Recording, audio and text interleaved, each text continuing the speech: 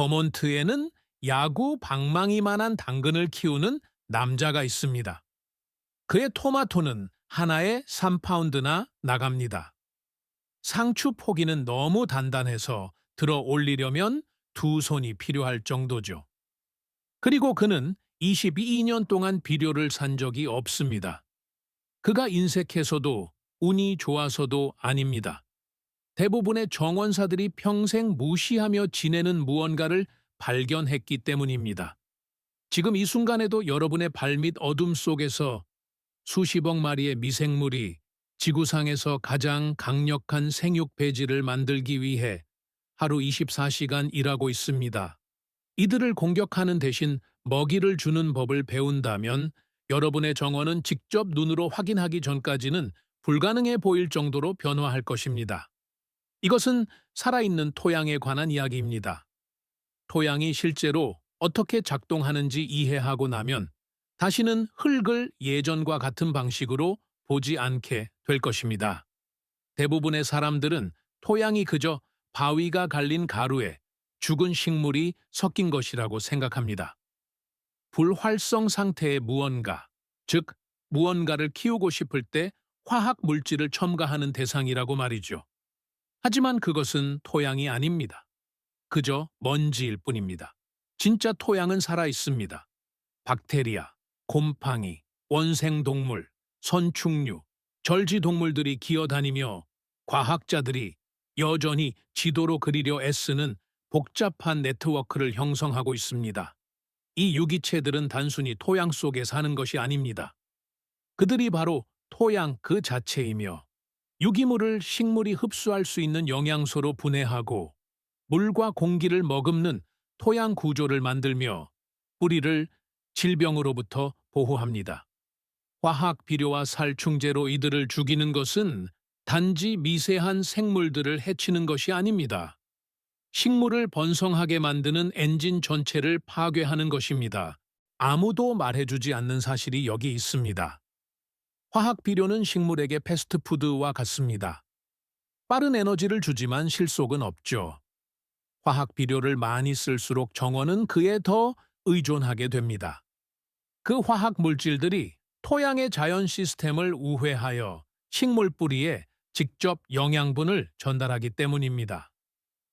효율적으로 들릴지 모르지만 실제로 무슨 일이 일어나는지 깨닫기 전까지만 그렇습니다. 평소에 식물에게 먹이를 주던 토양 미생물들은 더 이상 필요 없게 되어 죽기 시작합니다. 유기물이 처리되지 않으니 토양 구조가 무너집니다. 수분 보유력은 급락합니다. 질병 저항력은 사라지고 몇 시즌이 지나면 지속적인 화학적 투입 없이는 아무것도 키울 수 없는 죽은 흙만 남게 됩니다. 여러분은 중독 상태를 만든 것이며 여기서 벗어나는 유일한 방법은 파괴한 것을 다시 재건하는 것뿐입니다. 하지만 여기서 모든 것을 바꾸는 부분이 있습니다. 살아있는 토양은 단순히 채소를 더 크게 키우는데 그치지 않습니다. 적은 물과 적은 해충으로 더 빨리 키우며 시중에서 파는 농산물과는 완전히 다른 종처럼 느껴질 정도로 맛이 강렬합니다. 식물이 화학 염분이 아닌 살아있는 토양 생태계에서 영양분을 얻으면 복잡한 당분 구조와 높은 미네랄 함량, 그리고 맛과 영양을 모두 높여주는 방어 화합물을 발달시키기 때문입니다. 이것은 이론이 아닙니다. 생화학입니다. 여러분의 뒷마당에서 직접 증명할 수 있습니다.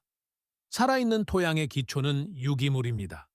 그냥 아무 유기물이 아니라 토양 먹이망에 먹이를 공급하고 폭발적인 미생물 활동을 위한 조건을 만드는 탄소와 질소가 풍부한 재료를 지속적으로 공급하는 것입니다. 이렇게 생각해 보세요. 토양은 도시이고 그곳에 사는 미생물들은 노동자입니다. 노동자들에게 먹이를 주지 않으면 도시는 멈춥니다. 하지만 그들에게 필요한 것을 준다면 그들은 대를 이어 지속될 기반 시설을 건설할 것입니다. 토양에 영양을 공급하는 가장 빠른 방법은 퇴비입니다. 몇 달 동안 비닐 속에 담겨 황 냄새가 나는 정원 용품점에 포장된 제품이 아닙니다. 주방 쓰레기, 정원 폐기물, 낙엽, 깎은 잔디, 그리고 운이 좋다면 가축의 분뇨를 더미로 쌓아 박테리아와 곰팡이가 비 온 뒤 숲속 흙 냄새가 나는 검고 부드러운 부엽토로 분해한 진짜 퇴비를 말합니다. 실제로 효과가 있는 퇴비 더미를 만드는 방법은 이렇습니다. 먼저 바닥에서 공기가 순환될 수 있도록 작은 나뭇가지나 집 같은 거친 재료로 기초층을 만듭니다. 그런 다음 갈색 재료와 녹색 재료를 번갈아 층을 쌓습니다. 갈색 재료는 탄소가 풍부합니다. 낙엽, 집, 잘게 자른 종이, 골판지 같은 것들이죠. 녹색 재료는 질소가 풍부합니다. 갓 깎은 잔디, 채소 찌꺼기, 커피 찌꺼기, 분유 등입니다. 비율이 중요합니다. 부피 기준으로 갈색 재료 3대 녹색 재료 1의 비율을 목표로 하세요. 녹색 재료가 너무 많으면 퇴비 더미가 끈적거리는 혐기성 덩어리가 되어 죽음의 냄새를 풍깁니다. 갈색 재료가 너무 많으면 분해 속도가 기어가는 수준으로 느려집니다. 층을 쌓으면서 물을 추가하세요. 퇴비 더미는 꽉 짠 스펀지처럼 촉촉해야 하며 물이 뚝뚝 떨어지거나 말라 있어서는 안 됩니다. 미생물들이 이동하고 번식할 수 있을 만큼만 적당히 습해야 합니다. 그러고 나서 일주일 동안 그대로 두세요. 박테리아가 서식하게 하세요. 온도가 올라가게 두세요. 잘 만들어진 퇴비 더미는 호열성 박테리아가 유기물을 개걸스럽게 먹고 에너지를 열로 방출하면서 중심부 온도가 화씨 130도, 폐습 40도, 심지어 150도까지 올라갑니다. 이 열은 중요합니다.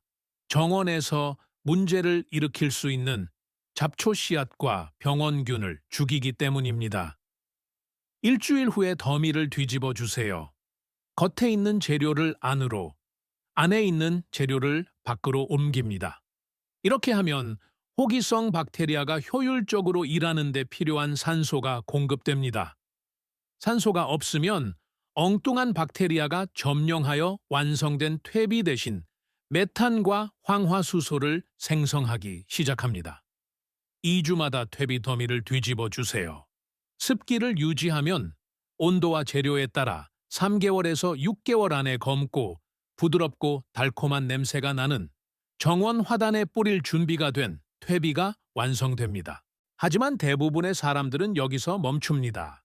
1년에 한두 번 퇴비를 만들어 화단에 뿌리고는 다 끝났다고 생각합니다. 그렇지 않습니다. 살아있는 토양은 한 번 만들고 유지하는 것이 아니라 지속적으로 먹이를 주어야 하는 대상이기 때문입니다. 토양 속의 유기체들은 끊임없이 유기물을 먹고 분해하며 영양분을 순환시키고 구조를 만듭니다. 먹이 공급을 중단하면 그들은 죽습니다. 즉, 1년 내내 토양에 유기물을 공급하는 시스템이 필요하다는 뜻입니다. 봄에만 혹은 생각날 때만이 아니라 물을 주는 것처럼 자동으로 이루어지는 일상적인 습관이 되어야 합니다. 가장 강력한 방법 중 하나는 멀칭입니다. 토양 표면에 유기물층을 두껍게 깔아주면 아래쪽의 미생물들에게 천천히 먹이를 공급하는 동시에 잡초를 억제하고 수분을 보존하며 토양 온도를 조절해 줍니다. 가장 좋은 멀칭제는 천천히 분해되는 탄소가 풍부한 재료입니다. 건초가 아닌 짚을 사용하세요. 건초에는 씨앗이 있어 정원을 잡초 밭으로 만들 수 있습니다. 잘게 부순 낙엽도 좋습니다. 우드칩은 분해되면서 질소를 소모하므로 1년생 채소 주변에서는 주의해서 사용해야 합니다. 깎은 잔디는 얇게 깔아야 합니다. 두껍게 깔면 떡이 되어 혐기 상태가 되기 때문입니다. 식물 주변에 3-6인치 깊이로 멀칭제를 깔아주세요. 줄기 주변에는 썩는 것을 방지하기 위해 약간의 틈을 둡니다. 시즌 동안 멀칭제가 분해되면 더 추가하세요. 여러분은 토양 미생물을 위한 지속적인 뷔페를 차리고 있는 것입니다. 멀칭을 추가할 때마다 토양 은행에 탄소를 저축하는 셈이며 이는 향후 몇 년 동안 배당금으로 돌아올 것입니다. 하지만 멀칭만으로는 충분하지 않습니다. 멀칭은 탄소를 분해하는 곰팡이와 박테리아에게 먹이를 주지만 식물의 왕성한 성장에 필요한 질소는 충분히 제공하지 못하기 때문입니다. 여기서 녹비 작물, 피복 작물이 등장합니다. 이것은 토양에 영양분이 가득한 녹색 상태일 때 베어서 토양에 환원하기 위해 특별히 키우는 식물입니다. 클로버, 배치, 들완두 같은 콩과 식물은 공기 중의 질소를 끌어와 식물이 사용할 수 있는 형태로 바꾸는 뿌리 혹박테리아와 공생관계를 맺기 때문에 최고의 녹비 작물입니다. 클로버 같은 피복 작물을 베어 토양 표면에서 분해되게 두면 질소와 탄소를 모두 공급하게 됩니다. 박테리아와 곰팡이 모두에게 먹이를 주어 토양 먹이망의 균형을 맞추고 다음 작물이 폭발적으로 성장할 수 있는 환경을 조성하는 것입니다. 시간이 지날수록 효과가 배가 되는 전략이 있습니다. 식량을 생산하지 않는 화단에는 무엇이든 피복 작물을 심으세요. 가을에 토마토를 수확한 후 호밀과 크림슨 클로버 혼합 씨앗을 뿌리세요. 호밀은 뿌리가 자라면서 다져진 토양을 부수고 겨울 동안 씻겨 내려갈 영양분을 흡수합니다. 클로버는 봄에 질소를 고정할 것입니다. 씨를 맺기 전에 모두 베어버리세요.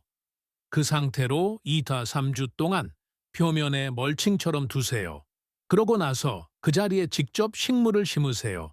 여러분은 퇴비 한 봉지 사오지 않고도 100제곱피트당 42볼 60파운드의 유기물을 추가한 셈입니다. 그리고 그 유기물은 시즌 내내 토양 미생물의 먹이가 될 것입니다. 자, 이제 살아있는 토양을 일반적인 원예와 구분 짓는 요소인 다양성에 대해 이야기하겠습니다. 자연에서는 단일 재배를 결코 볼 수 없습니다. 수십 종의 식물이 함께 자라는 숲과 수백 종이 어우러진 초원을 보게 됩니다. 각 식물은 서로 다른 틈새, 서로 다른 뿌리 깊이, 서로 다른 영양 요구 사항, 그리고 토양 미생물과의 서로 다른 관계를 차지합니다. 이러한 다양성은 회복 탄력성을 만듭니다. 한 식물이 고전할 때 다른 식물들이 번성하며 시스템을 지탱하기 때문입니다. 여러분의 정원도 같은 방식으로 작동해야 합니다. 고립되어 심어진 단일 작물의 줄이 아니라 여러 종이 함께 자라며 서로를 돕는 다중 재배 시스템이 되어야 합니다. 동반 심기는 단순히 민간 전승이 아니라 생태학입니다. 토마토는 바질과 함께 자랄 때 더 잘 자랍니다. 바질이 토마토 해충을 잡아먹는 유익한 곤충을 유인하기 때문입니다. 콩은 옥수수와 함께 자랄 때 더 좋습니다. 옥수수는 지지대를 제공하고 콩은 옥수수가 필요로 하는 질소를 고정해 주기 때문입니다. 당근은 양파와 함께 있을 때 더 잘 자랍니다. 양파가 당근 파리를 쫓아내기 때문입니다. 이러한 관계는 다양성이 안정을 만드는 자연 시스템을 모방하기 때문에 효과가 있습니다. 하지만 진짜 마법은 지하에서 일어납니다. 식물마다 서로 다른 토양 미생물 군집을 거느립니다. 양배추나 케일 같은 십자화과 식물은 박테리아를 선호합니다. 토마토와 고추는 곰팡이를 선호합니다. 콩과 식물은 질소 고정 뿌리 혹박테리아를 거느립니다. 양파와 마늘 같은 파속 식물은 해로운 선충을 억제하는 화합물을 생성합니다. 이 식물들을 함께 키우면 더 다양하고 탄력적인 토양 먹이망을 가꾸게 됩니다. 종이 많아질수록 상호작용이 늘어나고 안정성이 높아집니다. 그리고 그 다양성은 단일 재배를 괴롭히는 풍작과 흉작의 반복으로부터 정원을 보호해 줍니다. 대부분의 정원사들이 절대 고려하지 않는 사실이 있습니다. 토양 먹이망에도 포식자가 있다는 것입니다. 원생동물은 박테리아를 먹습니다. 선충류는 곰팡이를 먹습니다. 절지동물은 선충류를 먹습니다.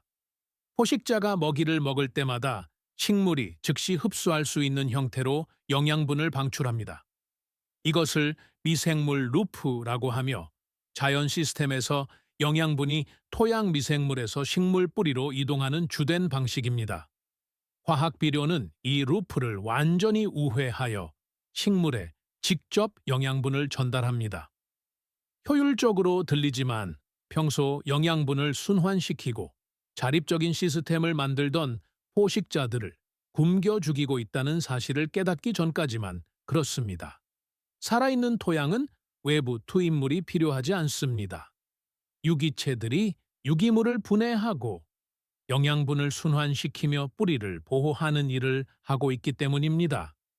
여러분이 할 일은 그저 먹이를 계속 주는 것뿐입니다. 여기에 모든 것을 바꾸는 또 다른 층위가 있습니다. 바로 균극륜입니다. 이 곰팡이들은 식물 뿌리와 공생 관계를 맺어 뿌리가 닿을 수 없는 먼 곳까지 토양 속을 수백 피트씩 뻗어 나가는 균사라는 미세한 실을 형성합니다. 이 곰팡이 네트워크는 뿌리가 절대 닿을 수 없는 곳에 물과 영양분에 접근합니다. 그 대가로 식물은 광합성을 통해 만든 당분을 곰팡이에게 줍니다. 물과 미네랄을 탄소와 맞바꾸는 거래이며 이는 농업 전체에서 가장 중요한 관계 중 하나입니다. 균근균은 식물의 뿌리 표면적을 100배에서 1100까지 넓혀줍니다. 토양 속에 갇혀있을 인을 식물이 사용할 수 있게 해줍니다. 뿌리를 질병으로부터 보호합니다. 토양 입자들을 결합하는 끈적한 단백질인 글로말린을 생성하여 토양 구조를 개선합니다. 그리고 식물들을 서로 연결하여 자원을 공유하고 심지어 소통까지 할 수 있는 지하 네트워크를 형성합니다. 과학자들은 이를 우드 와이드 웹이라고 부르며 이것은 실제 상황입니다. 하지만 문제가 있습니다. 경운이 이를 파괴한다는 점입니다. 로터리나 쟁기로 땅을 뒤집을 때마다 여러분은 그 곰팡이 네트워크를 찢어버리고 연결을 끊어 식물이 처음부터 다시 시작하게 만듭니다. 그리고 화학 비료는 이를 억제합니다. 수용성 염분으로부터 영양분을 쉽게 얻을 수 있게 되면 식물은 곰팡이와의 거래를 중단하기 때문입니다. 관계는 무너지고 곰팡이는 죽으며 결국 더 취약하고 탄력성이 떨어지며 전적으로 여러분에게만 의존하는 식물만 남게 됩니다. 살아있는 토양은 다른 접근 방식인 무경운을 요구합니다. 토양을 가능한 한 적게 건드리고 곰팡이 네트워크가 수년에 걸쳐 발달하고 성숙하게 두는 것입니다. 표면에 퇴비를 추가하세요. 멀칭을 뚫고 심으세요. 뿌리는 제자리에서 썩게 두세요. 시간이 지나면서 토양은 구조와 비옥함, 생물학적 활동을 구축하여 식물을 폭발적으로 성장시킬 것입니다. 펜실베이니아의 한 농부는 40년 동안 밭을 갈지 않았습니다. 그의 토양은 너무나 풍부하고 부드러워서 팔 전체를 힘들이지 않고 쑥 밀어 넣을 수 있을 정도입니다. 그의 채소 수확량은 지역 평균의 2.3배에 달합니다. 그리고 그는 단 한 번도 합성 비료를 사용한 적이 없습니다. 대부분의 농부들이 잊고 있는 사실을 이해하고 있기 때문입니다. 토양은 무언가를 뽑아내는 매개체가 아닙니다. 투자하는 시스템이며 그 수익은 영원히 복리로 돌아옵니다. 이 이야기가 여러분의 발밑 땅을 바라보는 방식을 바꾸었다면 구독과 좋아요를 눌러주세요. 우리는 그들이 묻으려 했던 역사와 과학을 발굴하고 있습니다. 더 나은 미래를 위한 씨앗을 심으세요. 지식의 다음 보물 상자가 곧 열릴 것입니다.